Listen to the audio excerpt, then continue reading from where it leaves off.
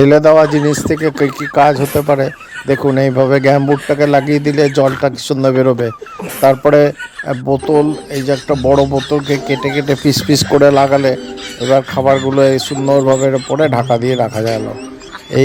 এইরকমভাবে ফেলে দেওয়া জিনিস, এই যে এই বোতলটাকে দিয়ে এখন কাটার কাজ করছে। কাটার কাজ করলে কি হবে, কোনো ছিটে আসলে সেগুলো মুখের মধ্যে লাগবে না। একটা বোতল কাটা দিয়ে সে একটা বাল্বকে সুন্দরভাবে লাগাতে পারছে, এটাও একটা সুন্দর ব্যবস্থা।